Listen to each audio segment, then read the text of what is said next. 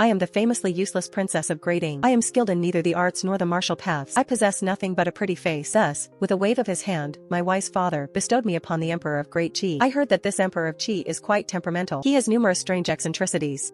Particularly, he has a penchant for killing beauties. He has slaughtered his harem until it's completely empty. My name is Yin Rao. In the words of my father, I am the notoriously clumsy princess of Grading. In truth, Grading is a tiny, pill-sized country bordering Great Qi. We are merely a vassal state. But father says since the country is already so small, the title must sound much more grandiose. We had to be called Grading.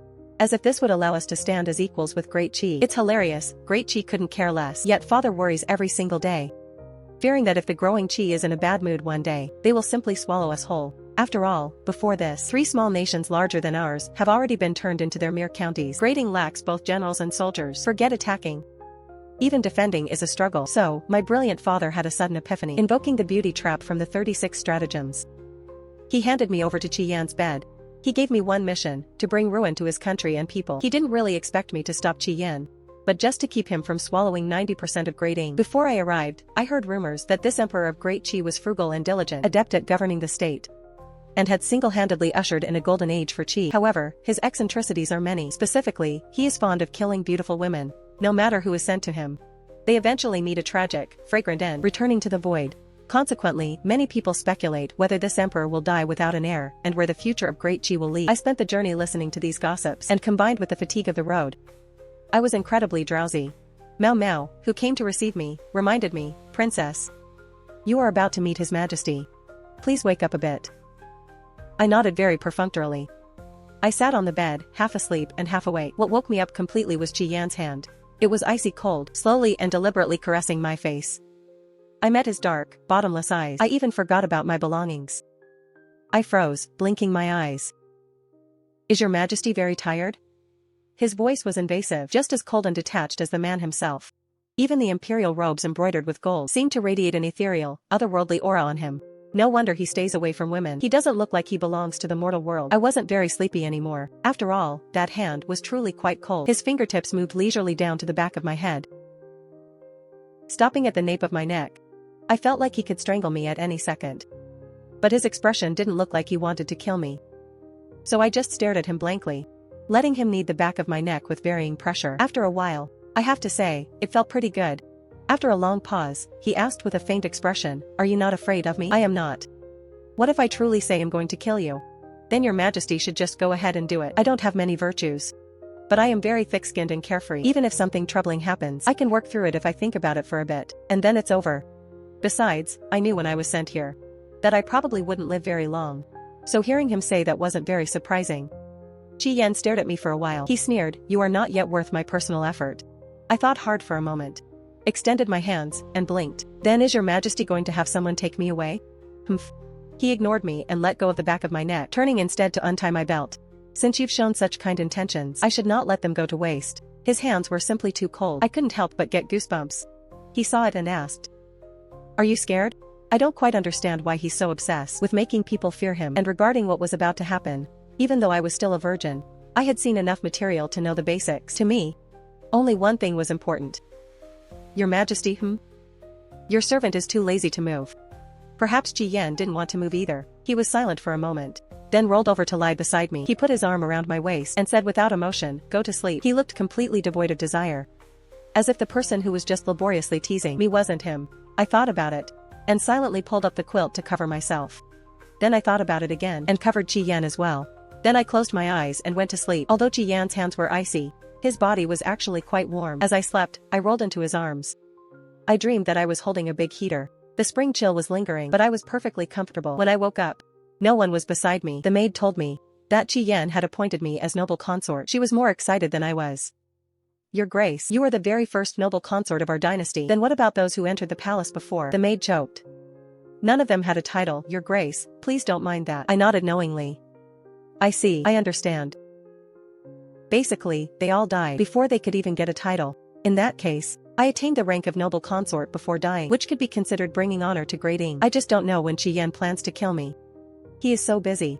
Since that day we slept together, he hasn't stepped into the harem for half a month.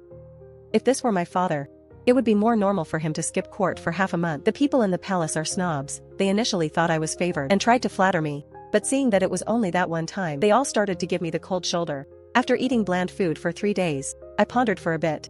And ordered 2 servants who still listened to me to clear that vacant plot of land in front of my palace. I should mention something first, because Ji Yan's harem is so deserted. Those palaces look like abandoned ruins, overgrown with weeds. It was a total waste of such good soil. I pulled out the seeds I brought from grading, had the workers help me plant them, and then instructed them on watering, fertilizing, weeding, and so on. Xiao Chui is the maid closest to me. She stood aside and asked curiously, "Your Grace, His Majesty hasn't visited you in so long. How can you still be so happy?" I stared at that small vegetable patch, licked my lips, and said, "Someone is helping me farm, how could I not be happy?" Back in grading, I wasn't favored either.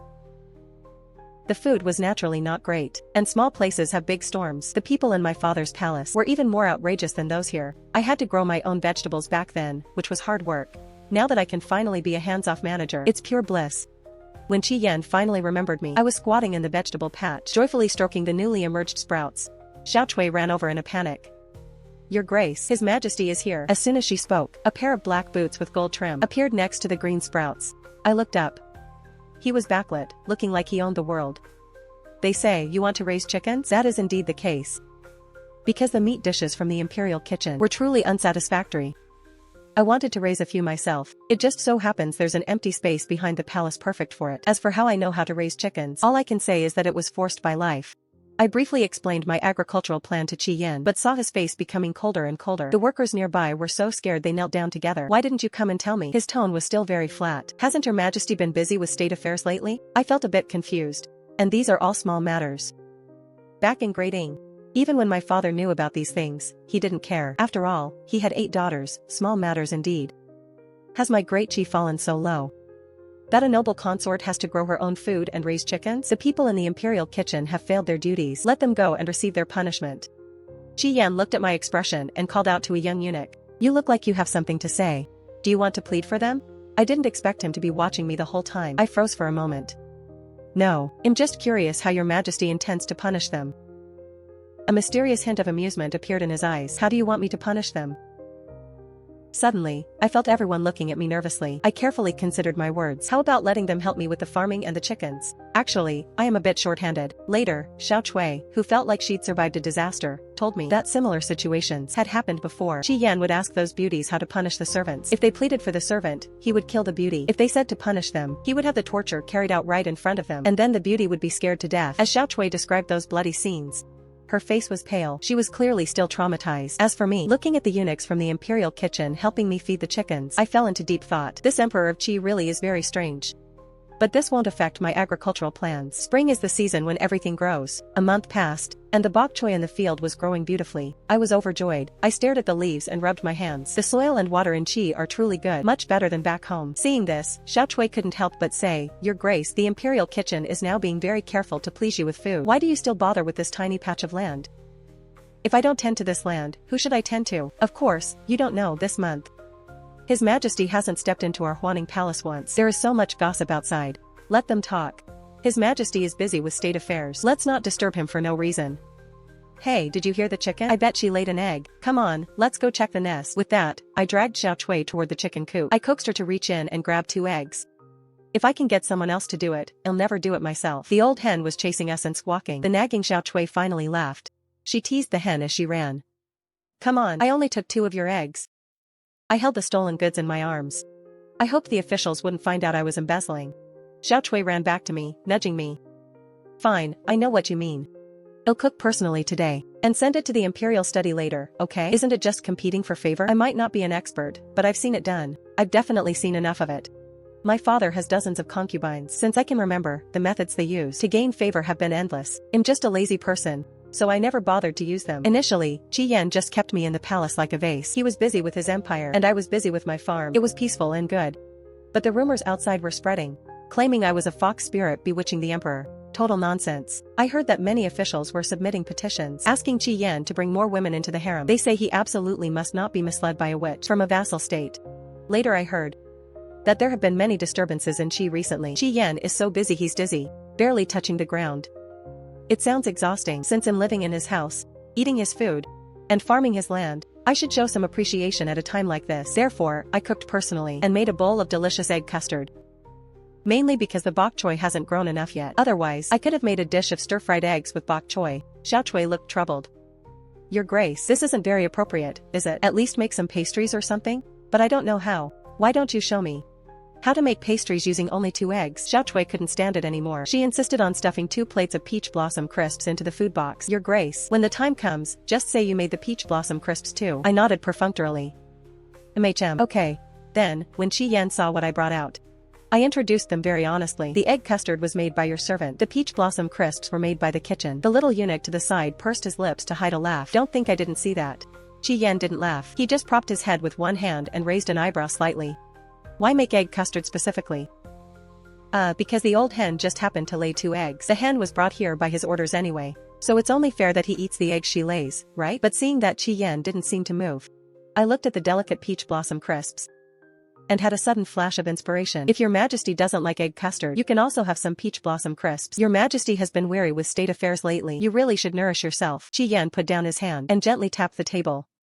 Speaking of nourishment, how can pastries compare to egg custard? Oh? Is that a thing? I was still wondering if that statement was logical, but Qi Yan had already finished the egg custard. After finishing, he even commented, not bad. I shall make you empress. Thank you for the praise, your mage. Wait, what? He completely ignored my shock. He pointed at the plate of peach blossom crisps. I am full. You eat these pastries. So, I sat very honestly beside him and finished the whole plate of peach blossom crisps. Honestly, the kitchen skills are really good. Qi Yan watched me eat the whole time, looking quite intrigued. When I picked up the last piece, I couldn't help but hesitate for a moment. Would your majesty like a piece? No, I don't like sweets. Hearing that, I happily ate the last piece. Then I heard him ask, is it sweet? It's sweet. Before my voice even faded, he suddenly leaned in and pinched my chin, capturing my lips. After a lingering moment, he stared at me with burning eyes. It is indeed quite sweet. I finally came to my senses, feeling conflicted. Your majesty, don't you find it messy? The taste of egg custard mixed with peach blossom crisp. At least I wouldn't want to taste it again in this life. That day, Qi Yan sent me back with a subtle expression. Then, an imperial decree was issued, appointing me as empress. Xiao Chui was shocked, terrified even. Your Grace, you didn't put drugs in the egg custard, did you? I held the decree like it was a hot potato. Hearing her words, I couldn't help but roll my eyes. Nonsense, you took those eggs out of the nest yourself. You watched me make it the whole time. Don't you know how authentic those eggs were? Authentic ingredients, authentic cooking, and authentic taste. It was clearly the most plain and simple egg custard. As for why Qi Yan suddenly went crazy and made me empress, it all goes back to the petitions from the official who wanted him to fill the harem. Previously, whenever a beauty was sent, one would die. Officials didn't dare suggest new concubines, but seeing how I, an unfavored foreign princess, remained safe and sound for so long, their ambitions were stirred again. Just before I went to deliver the custard, that loyal official had just entered the palace. Since the disturbances were settled, those newly annexed small countries also wanted to send princesses for marriage alliances. Perhaps after finishing his work, the emperor felt bored, so he agreed. Then I stepped up and made my presence known, reminding him that the harem wasn't completely empty. I guess he just found it too troublesome, so he simply made me empress to save the officials from petitioning again about who is more suitable to be the mother of the nation. Since I was already monopolizing his favor, becoming empress was a logical step. However, looking at the 2 colorful newcomers before me, my head started to hurt. Good heavens, I only want to farm and raise chickens in peace.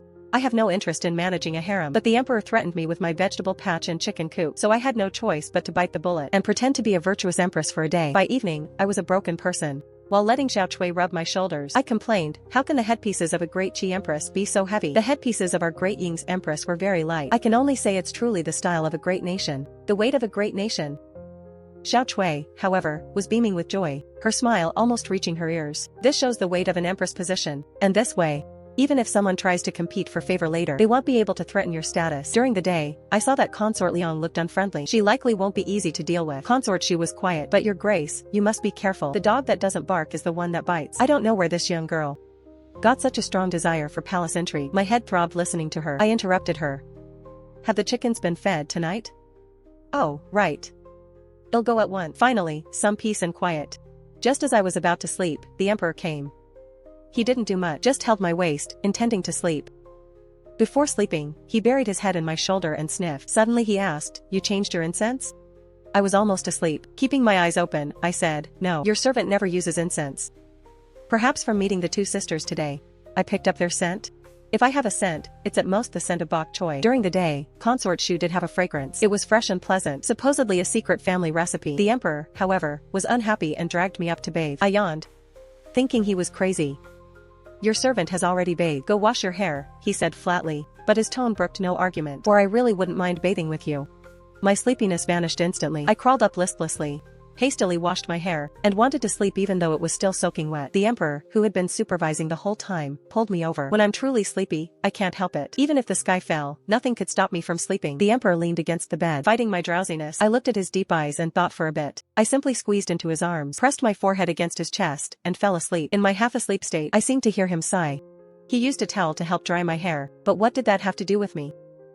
Holding my big heater, I slept soundly. Waking up the next day, Xiao Chui told me that the emperor had cancelled the daily morning greetings. He also specifically told consort Shu not to come to my palace. I didn't want to wake up early anyway, just to hear a few greetings. I was more than happy with this arrangement, but consort Shu was not happy. She repeatedly sent requests, saying that since he couldn't come to my palace, she hoped I could go to hers for a visit. I didn't want to go, but Xiao Chui kept nagging in my ear, "Your Grace, this is a great opportunity to show her who's boss." With a headache, I had no choice but to go, bringing a plate of peach blossom cakes. Consort Shu was named Liang Zi. She was originally the youngest princess of the Liang kingdom. It was said that after Liang was annexed, all adult men and women of her clan were executed, leaving only her and her young brother in Liang County. Now, several years later, she had been sent into the palace by her own younger brother. Liang Zi's appearance was like that of a woman from the southern water towns, with a slender frame. Sitting in the cool pavilion, she looked like an ink-wash painting. Peace be upon the empress. Seeing me arrive, she bowed softly toward me.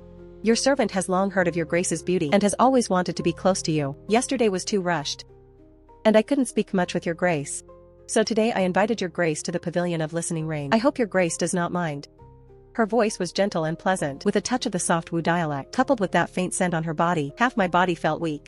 Not at all, not at all. Xiao Chui pinched my hand, hinting that I should show some imperial majesty. I couldn't be bothered. I cheerfully handed her the peach blossom cakes. These snacks were made in my palace. Have a taste. Liang Zi smiled softly, and ate in small bites. After a long while, she only finished one. The rest ended up in my stomach. Your grace looks slender, but your appetite is actually so good. I wasn't embarrassed by her words. It's all food. It can't be wasted. I thought to myself that I wasn't actually thin. It's just that it was all hidden. Doesn't Qi Yan love to pinch the soft flesh on my waist? Wait, why did I think of him? He and I have only slept together twice in total.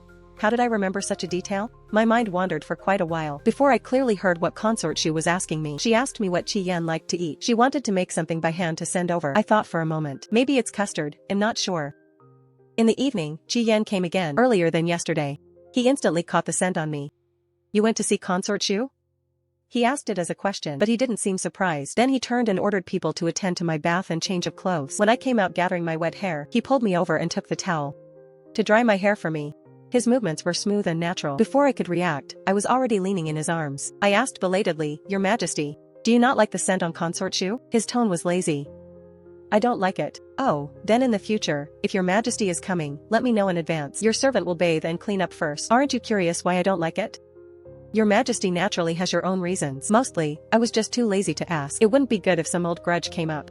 He pulled back a bit and tilted my chin up. Preparing in advance for your filial duty is also hard work. It's tiring. How about for my sake, you stop associating with consort Shu? We're all in the same palace. That's not very realistic, is it? Qi Yan's gaze deepened, though there was a smile on his lips. His eyes were ice cold, like a frozen lake on a dark winter night, reflecting the faint moonlight, pretending it was still slowly flowing. No matter how silly I was, I could see things were going south. I instantly showed weakness. If it is your majesty's request, your servant will naturally obey. The light on that lake surface flickered. You're really that obedient? I nodded like a woodpecker. After all, you're the boss of the palace, and the pavilion of listening rain really is quite far away. I really was too lazy to walk there. He's so obedient. He has me in his heart. A man isn't even as practical as an old hen. From that night on, Qi Yan stayed in my palace every single day. He didn't do anything special, just held me and purely slept. Consequently, I didn't step out of the palace at all. For one, I was afraid of picking up some scent again and being forced into a second bath. Secondly, I was mostly just lazy. By early summer, ministers in the court were once again worrying about the future of the Qi kingdom. They actually claimed that the emperor's offspring were sparse and that it was a cause for great concern. The logic made sense, but according to the intel Xiao Chui gathered from the front lines, the ministers were just dissatisfied that I had monopolized his favor for so long. Newcomers were brought in, but Qi Yan hadn't visited them even once. Seductress. A total seductress. Xiao Chui mimicked the minister's dramatic post-court expression. I heard long ago that the eldest princess of the Ying kingdom looked like a fox spirit. If she really bewitches the emperor's mind, and then gives birth to a prince with Ying blood in the future, what shall we do? Steamed, let's have steamed crucian carp. It's delicious. I gave instructions to the kitchen staff while listening. Xiao Chui was once again frustrated by my lack of ambition. Don't worry about it, Your Grace. No matter how hard the wind blows out front, it won't reach us here. And if that day really comes, there's nothing we can do anyway. Might as well eat first. Since the day I was born, the label of femme fatale has never left me. If I really cared, there would be no end to it. Better to eat than worry so much. That night, I happily ate half a crucian carp. When Qi Yan arrived, I was still burping rather indelicately. I won't be staying here tonight. I didn't mind. I nodded. If your majesty has something to do, you can just have Xiao Fuzi notify me. He stared at me as if he hadn't heard. Then he added, tonight I am going to visit Consort Shu. I paused for a second. Then I thought, well, she's been in for 2 months already. So I just nodded again. Qi Yan's expression turned very strange at that moment, like he was a bit angry and a bit frustrated. I didn't quite understand it. Anyway, he stared at me for a long while, then finally flicked his sleeves and left. When I slept that night, I felt a little bit unadjusted. It felt like something was missing. Finally, I found a pillow to hug in my arms before I felt comfortable. I slept well through the night. The next day, Xiao Chui was on high alert. She said the emperor looked like he was in low spirits during morning court, had a bad complexion, and a short temper. Your Grace, the emperor wouldn't really with Consort Shu. I stared at the vegetable patch under the sun, lost in thought. Xiao Chui, our bok choy is ready to harvest. Xiao Chui immediately shifted her attention. Yes, this is the last batch. After this harvest, I'll have nothing left to plant. After all, at the time, I thought I wouldn't live long, so I didn't bring many seeds. I could only sigh inwardly at my own short-sightedness. The vegetable patch was empty. Xiao Chui and I ate bok choy for 3 days straight. I suddenly felt bored and dull. I started daily urging the old hen to lay eggs. The old hen was pushed too far and gave Xiao Chui, who was in the front line, a peck on the hand. While I treated her wound, the girl looked at me and said resentfully, Your Grace, why don't we go buy some more seeds? I patted her head. I'm so relieved you're finally not thinking about competing for favor and are only thinking about farming. Lately, Qi Yan had been staying at the pavilion of listening rain. So at first, Xiao Chui nagged me every day. Hurry and do something to win the emperor's favor. In the last 2 days, she must have realized it was a lost cause and finally gave up. I was very satisfied, but I didn't plan to farm anymore either. The reason was simple. Back then, it was because the imperial kitchen was stingy. I had to be self-sufficient to eat. Now that I've become the empress, the food is actually quite good. There's no need to plant anymore. Xiao Cui's gaze was long. Your Grace, you're just being lazy, aren't you? I didn't deny it. Summer arrived, and the weather gradually grew hot. I was truly too lazy to move. I'd rather hide in the shade and watch the hen lay eggs than stare at the vegetable patch. More importantly, a few days later, a cat bit my old hen to death. I caught it red-handed. It was a calico cat with a slightly large belly. It wasn't afraid when people came. It held the old hen's neck and wouldn't let go. The little eunuchs caught it and put it in a cage. It curled up in a corner and glared at people. If anyone got close, it would hiss. I was completely unbothered, squatting outside the cage, watching with great interest. Xiao Chui understood me well now. Your Grace, do you want to raise a cat now? Yes, think about it. Auntie died by its mouth. A life for a life. The rest of its life should belong to me. Xiao Chui paused. Who is Auntie, the old hen? I just named her. This way, it makes it feel more serious. Unfortunately, this calico cat had a very wild personality. Locked up for a day, it still ignored everyone. It wouldn't eat or drink, which made me a bit anxious. Then I heard Xiao Chui coming in. Your Grace, Consort Liang seeks an audience. The words had just fallen when Consort Liang rushed in. Seeing the cage, she lunged toward it. Mimi, you really are here. Case closed. Xiao Chui and I exchanged a look. I joked, Consort Liang, if this is your cat, then you owe me a life. My auntie died by its hands. Consort Liang looked bewildered. Auntie? I looked heartbroken. Auntie was my most beloved child. Consort Liang was full of panic. Your servant had not heard that the empress was pregnant. Xiao Chui finally couldn't stand it anymore. Consort Liang. Auntie was a hen raised by our Grace. Her bond with our Grace was deep. Yes, very deep. From its death until last night. I specially stewed a pot of delicious chicken soup. To commemorate Auntie's departed soul, Consort Liang was named Jiang Ningyao, originally a princess of the Jiang Kingdom. Because Jiang Kingdom surrendered very promptly, virtually no one died. The Jiang family was living well in Jiang County. As for this trip to the palace, it was purely because her father's superior wanted to curry favor with Qi Yan, so he was the one who sent her in. The calico cat was brought into the palace by Jiang Ningyao. She didn't expect it to be pregnant when it came in. A month ago, it had just given birth to 3 kittens. Only one had survived. She apologized for the crimes Mimi committed, but she still seemed uneasy. She mentioned giving the kitten to me once it was 3 months old. I saw she was quite reluctant to part with it. The handkerchief in her hand was twisted again and again. I said it was fine. At most, you can just find another chicken to repay me. Jiang Ningyao bit her lip. Your Grace, I am determined. I will definitely have Mimi take responsibility for Auntie's death. This time it was my turn to say, okay. It was only after I went to her palace to see the kitten that I understood why she was so determined. Because Mimi's kitten was born a bit sloppily. It was pitch black. In Jiang Ninjio's words, it looked like a broken rag. I don't know which heartless male cat did this. It probably didn't look like much either. Yet it ruined Mimi. She was quite resentful. Isn't it actually quite cute? Let me raise him when he's a bit older. Jiang Ningyao scratched her head. Then does your grace want to name him? I rubbed my chin. Let's just use your name, call him Broken Rag. Jiang Mingyao and I started associating like this because Broken Rag was still small and Mimi was protective. It wasn't convenient to carry him back and forth, so I rarely began to go out, frequently visiting Jiang Ninjio's Donchi Hall. Jiang Mingyao had a bit of a pampered young lattice temper, but her nature wasn't bad. She was much easier to deal with than Liang Zi. Most importantly, when I gave her peach blossom cakes, she ate even more than I did. I felt this person was someone I could get along with. Jiang Mingyao talked a lot. In the past, she probably said it all to Mimi. Now that I was here, she pulled me into her conversations. She said she used to hear rumors and thought I was a heartless beauty, deeply calculating and hard to get along with. Now she saw that rumors were not to be believed. I solemnly corrected her. They're not entirely unbelievable. She was stunned. Huh? I said methodically, I am indeed a beauty. To tell you the truth, my mother was originally from the Qi kingdom. It was because she was as beautiful as a goddess that my father kidnapped her to be his consort. In the end, she died of a broken heart, and my brothers and sisters, though they look a bit like me, did not have such a beautiful mother after all. So their looks aren't even as good as my worst enemies. It's also because I look too much like my mother that my father didn't want to see me, fearing he would remember that he had ruined an innocent woman. In the year of my coming-of-age ceremony, that damn national teacher cast a divination for me, saying I was the reincarnation of a fox demon, a femme fatale destined to bring calamity to the country and the people. At best, I would surely bring bad luck to my husband and cause his death. So in the entire court, not a single person dared to become my consort. Unable to marry me off, after 4 years of waiting, I became an old maid until my incredibly clever father gave me to Qi Yan. Everyone says a femme fatale brings ruin. The nanny who raised me also said this face was for me. I'm afraid, nothing but a source of trouble. But I think, who knows if a blessing might come from a disaster. For example, I've managed to become empress now. This skin of mine definitely deserves some credit. Jiang Mingyao already dared to mock me. You're so full of yourself. Speaking of looks, I still prefer someone like Consort Shu. It's just that her personality is a bit weird. Finally, she gossiped with me again.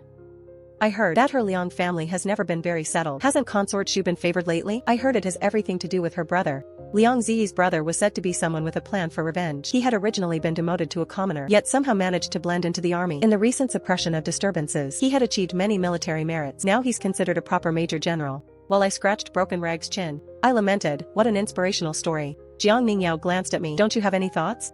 What thoughts? Weren't you the one most favored before? Now the emperor hasn't visited you for so long. I felt like I was seeing Xiao Chui again. I felt very helpless. Isn't that just how the harem is? Why worry about so much? Might as well eat well and sleep well. Right, Broken Rag? When I was going to bed that night, I still thought of Qi Yan. I couldn't help asking Xiao Chui, how long has it been since the emperor came here? Over a month, I think. Xiao Chui was startled. Your Grace, why are you suddenly asking this? You don't have a fever, do you? I swatted her hand away. You're the one with a fever, I laughed. You're getting more and more out of line. But whatever you fear, comes to pass. In the middle of the night, I unusually woke up, feeling only a frantic heat. Touching around, I realized someone was holding me. My soul nearly flew away in fright instantly. A familiar, cool, and indifferent voice came from above. I woke you up? That's rare. I saw the window half open. Sighing in relief, I asked, did your majesty climb through the window? Your majesty, aren't you staying at the pavilion of listening rain tonight? He, however, showed no shame. How did you wake up? I was dreaming and woke up from the heat. I was very honest. As I spoke, I even pushed him a bit. Your majesty, you're holding me too tightly. I'm all sweaty from the heat. I'll have to bathe again in a bit. This is just too tiring. Qi Yan, instead, tightened his grip on my waist and even gave it a pinch. It seems my empress has been living quite well lately. I felt his tone was a bit chilly, as if he was in a bad mood, so I made a joke. Perhaps it's because your servant ate the old hen, and it was quite nourishing. He actually slowly started to laugh. He buried his head in my neck and bit me. The bite was a bit heavy. I subconsciously let out a hum, and I could feel his body getting even hotter. In a tense moment, he unusually called my name. After calling it, he said nothing more. I felt some changes. I called him softly, Your Majesty. He pinned me down and wouldn't let me move. He said, somewhat through gritted teeth, shut up. Oh. So I stopped talking. I stopped moving too. As they say, a calm mind naturally feels cool. Gradually, I didn't feel the heat anymore, and fell back asleep to the sound of Qi Yan's breathing. Waking up the next day, Xiao Chui said she hadn't seen the emperor. I figured Qi Yan had climbed back out the window to the pavilion of listening rain in the morning. To this, I just wanted to say, can you really be that restless? And so, when Qi Yan climbed in through the window again and woke me up, I couldn't help but sigh. Your Majesty, do you not sleep at all? He pinched my chin. His gaze very dangerous. I'm willing to come, aren't I? Your Majesty can come anytime, but could you perhaps make a little less noise? Being woken up in the middle of the night is truly hard to bear. He was relentless. Then are you willing for me to come? My survival instinct kicked in. I'm willing, very willing. I even dream of your majesty coming. He twitched the corner of his mouth, clearly not believing me, but his mood seemed a bit better. Then I can come every day in the future too. As long as your majesty is happy. The worst I can do is sleep more during the day. From then on, Qi Yan once again began to find his way into my bedchamber every midnight, holding me to sleep. According to him, he couldn't sleep soundly in the pavilion of listening rain and could only sleep here with me. It was likely the merit of the soft flesh on my waist. Although he could finally sleep, he still only slept for half the night every day, causing his energy and spirit to look worse and worse. Xiao Cui even whispered in my ear, "Your Grace, I heard the emperor had dark circles under his eyes today. Could it be that he's finally overindulged?" I thought about it. A certain someone who wouldn't let go of me at night and even said I had gotten fat. I replied, "It's possible." That night, Qi Yan arrived very early. He crawled over from the foot of the bed, one hand grabbing my ankle, the other propped beside my waist. He said unhurriedly, "So I'm overindulging?" It was normal that he knew. The harem was full of his ears and eyes. He actually knew every move I made after entering the palace. I also knew he knew, but I was too lazy to care. But at the moment, it was a bit dangerous. The summer was hot, and I was wearing very little. His fingers, with a cool touch from his robes, fumbled up my ankle, moving all the way up. I felt a fire spreading from below, all the way to my abdomen. It was very unsettling. My voice even trembled a little. "Your Majesty, your servant was just joking with Xiao Cui. He was a bit strange tonight." His usually clear and cold voice took on a hint of thickness and hoarseness. "Then let me ask you, am I overindulging?" The temperature of the hand resting on my waist gradually climbed. I could also feel him getting closer and closer to me, releasing a dangerous signal in the dark night. I swallowed. "Your Majesty sees consort Shu every night. It's not impossible. After all, judging from my father's experience, visiting multiple consorts in one night isn't unheard of." He called my name through gritted teeth, trapped my two hands, and pressed against me. For a long time, his voice still carried a hint of hoarseness. "There is something wrong with the incense in consort Shu's palace." I moved as if to cover my ears, but he grabbed my wrists. His fingertips were slightly cool, but my ears were silently burning hot. Even though his vision at night seemed excellent, he chuckled softly at this moment and pinched my earlobe.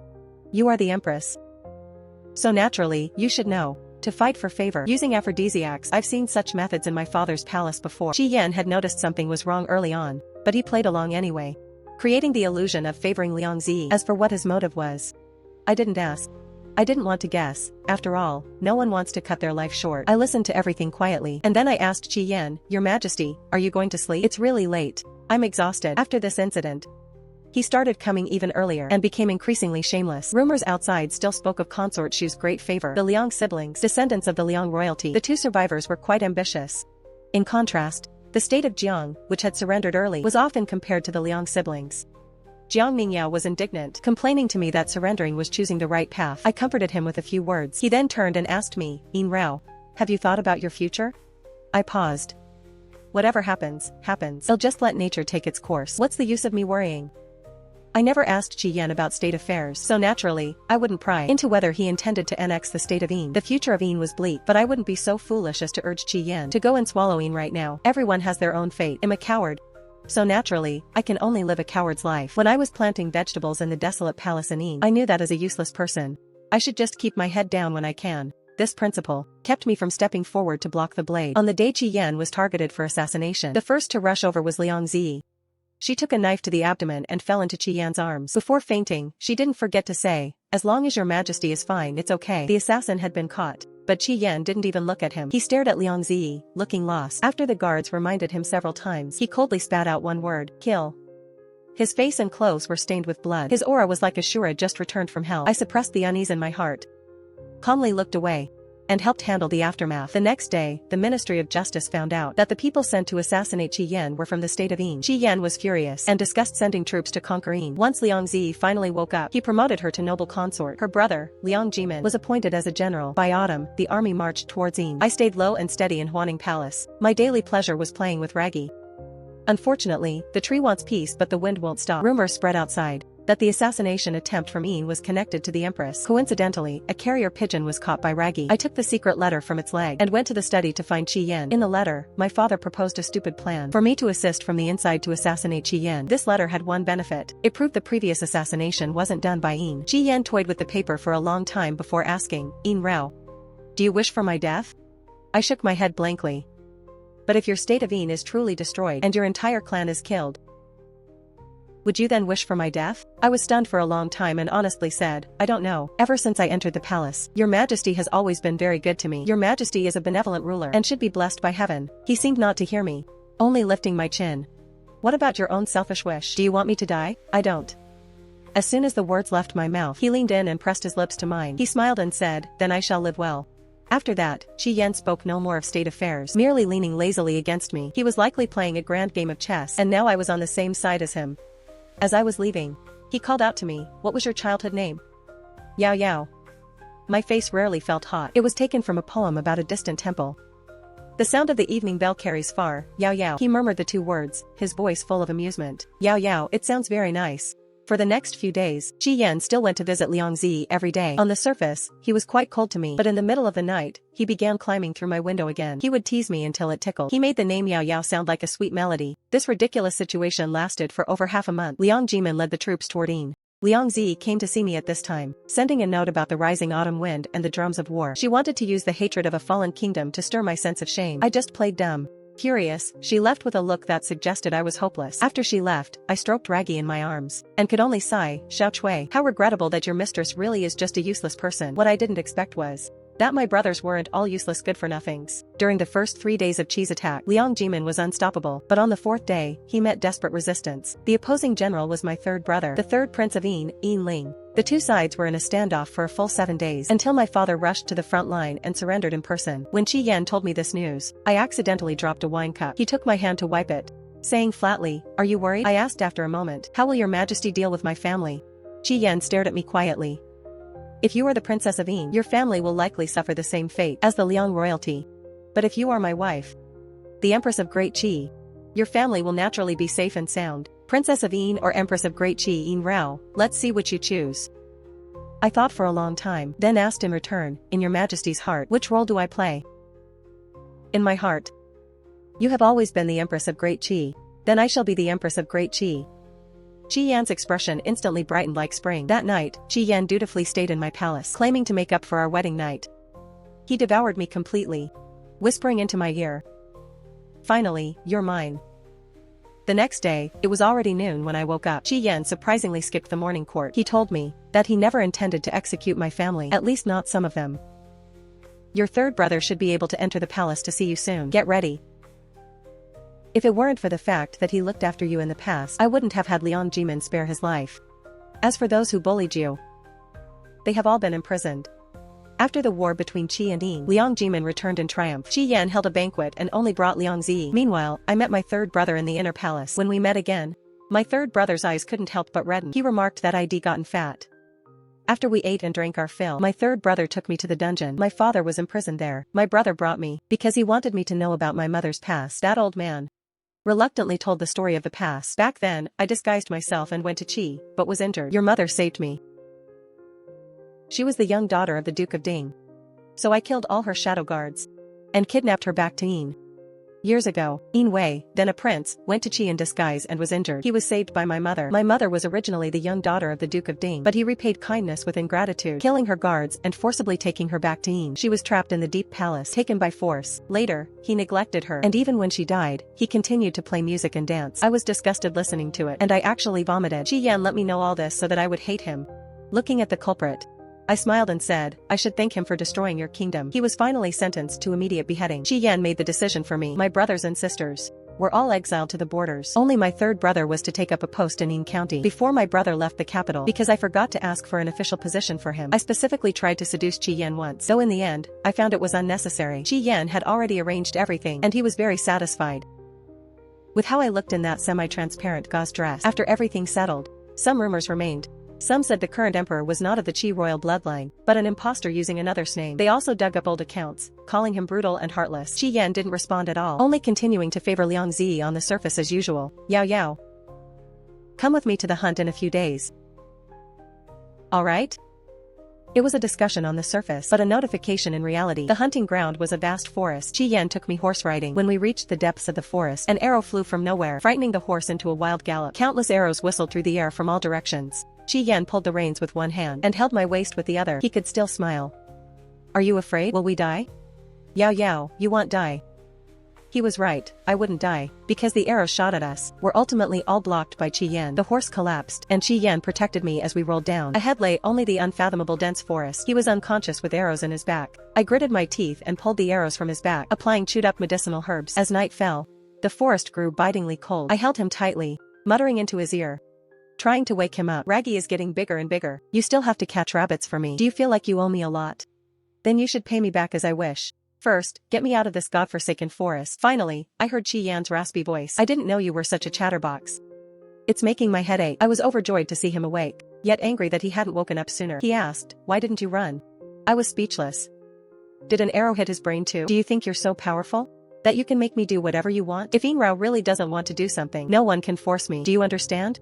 And even if I were to leave, I'd have to go back to the palace to get something first and take Raggy with me. Do you think if I left you here now, I could live a good life? Qi Yan, is there something wrong with your head? Qi Yan hugged me. I'm sorry. I won't drive you away anymore. So you are not allowed to talk about leaving me again either. I never said that. But you never said you wouldn't leave me, either. We embraced in the silence of the moment. Qi Yan relied on his memory to lead me out of the forest where we happened to meet those searching for us. This assassination attempt and the blade Liang Zi took at the banquet earlier were all orchestrated by Liang Jimin's people. The Liang siblings were both imprisoned for treason. Qi Yan confessed that his injury this time was a self-harm ruse. I wanted to know if you love me. If I had decided to leave you last night, would I have died? Qi Yan implicitly agreed. In corners you don't know about, I have killed countless people. So I thought I could also kill the one I love. This is my true self. I sighed, then you're quite a psycho. Other than that, I only told him to get well soon because he still owed me 2 rabbits. The night before the execution, Qi Yan took me to see Liang Zi. Liang Zi told me that Qi Yan was actually a young eunuch who accompanied the prince to the state of Liang back then. He had stolen the identity of the murdered prince. I didn't believe it. As far as I knew, Qi Yan was definitely not an eunuch. Liang Zi was shocked, finally understanding why the aphrodisiac was ineffective on him. She asked me, he killed your father. How can you still stay with him? Don't you find such a person terrifying? I nodded. He is quite terrifying. Then why don't you leave him? Too lazy to run. That night, Qi Yan confessed he actually was a Qi prince, but born to a palace maid and very much out of favor. Back then, only the legitimate prince was kind to him, so he accompanied him to Liang. After the prince was murdered, he took his place for the sake of revenge, eventually annexing the state of Liang in one fell swoop. Quite an inspirational story. Qi Yan leaned against me. Don't you have anything else to say? I thought about it. Time to sleep. Qi Yan bit me in frustration. I smiled. Okay, hey, raise a question. Why doesn't Inrao lead this psycho, Qi Yan? In that instant, Qi Yan's breathing seemed to stop. I hugged him back and whispered in his ear. Because he has learned to love. Hate is too exhausting. It's much easier to love you.